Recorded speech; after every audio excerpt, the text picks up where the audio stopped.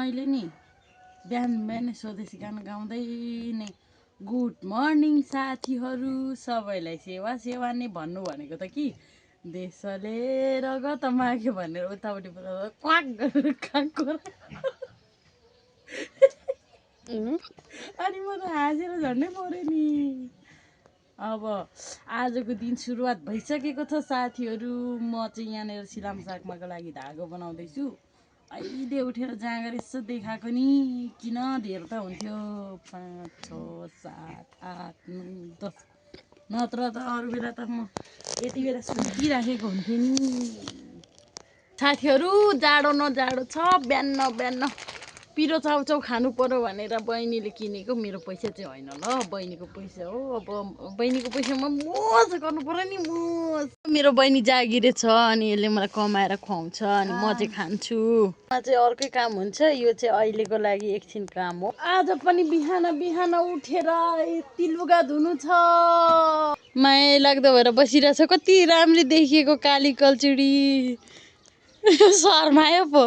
खाजा साजा पिरो चाउचाउ टक्क खाइयो। खाजा खाएको भिडियो बनाउनु पनि बिर्सेछ। अनि मैले लुगाहरू सुकाइसकेँ। घाम पनि अलिअलि यसो लाग्यो, तुम्हारोसँगको मधुरो घाम। अनि अब त्यो सुँगुरको चारो पनि सकिएको छ। सुँगुरको चारो चाहिँ तुम्बाकोमा गएर तुम्बा चारो सक्यो भनौँ भनेको। तुम्बासँग चारो छ कि छैन अब गएपछि थाहा हुन्छ।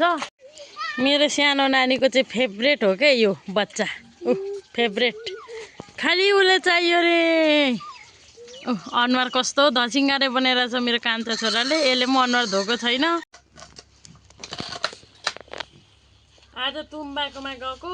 तुम्बा नै हुनुहुन्न रहेछ अनि केराको दाम छ पनि छैन। त्यही भएर यो किम्बुको लट्टेको चारो काट्दैछु साथीहरू। एकछिन यसो ढलेको त तुम्बा भएछ। अनि यहाँनिर किम्बुको चारो काट्दैछु अनि अलिकति सिमल तरुलको पत्ता लिएर आउँछु। मेरो नानी पनि हो गर्दैछ। मैले सिमल तरुल पनि खनेर ल्याएँ। तरुलको चारो घाँस चाहिँ थोरै थियो, बहिनीले यहाँ काट्दैछ। मेरो बहिनी कति प्यारी छ, उसले मलाई चारो काट्नु पनि सघाउँछ यहाँ त्यहाँ। मैले चाहिँ तरुल ल्याएको छु। अब यसलाई उसिनेर खाजा खाने। तरुल चाहिँ मैले फलाएको हो है। यो चाहिँ तरुललाई चाहिँ केलाएर रेडी गरिसकेँ। त्यसको बोक्रालाई त्यहाँनिर झट्टाएर हानिसकेँ। अनि यसलाई चाहिँ यहाँनिर अब यसलाई धोएर पकाउँछु म। बहिनीले चाहिँ चारो काटेर यति बनाइसक्यो। अनि चाको फुकै भनेको त मेरो छोराको मुख त कति राम्रो, कति ह्यान्डसम। यताबाट हेर्दा पनि ह्यान्डसम, यताबाट हेर्दा पनि ह्यान्डसम। आमामामा कति ह्यान्डसम नि साथीहरू। चारो चाहिँ पाक्दैछ यहाँ। दाउराको कमी भएछ, नानी दाउरा भएन छ। बहिनीले चारो काटिदिइसक्यो। अनि म अब खुसीमा यसो लाउनु पर्यो साथीहरू चारोलाई नि। रात परिसक्यो, कति बेला पाक्ने हो, कति बेला दिनुपर्ने हो। आज सुँगुर खुसीले नाच्छ होला क्या, नाच्छ होला। यति हरियो चारो भयो।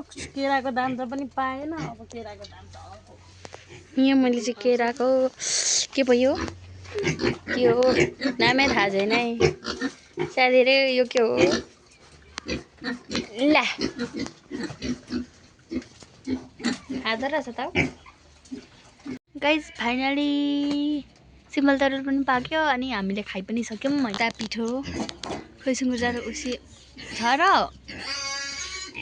पानी थोर भयो जस्तो छ ल चारोमा चाहिँ पिठो टक्क हालियो एकबाट। अब अलिकति लाउनुपर्छ अनि चारो रेडी हुन्छ।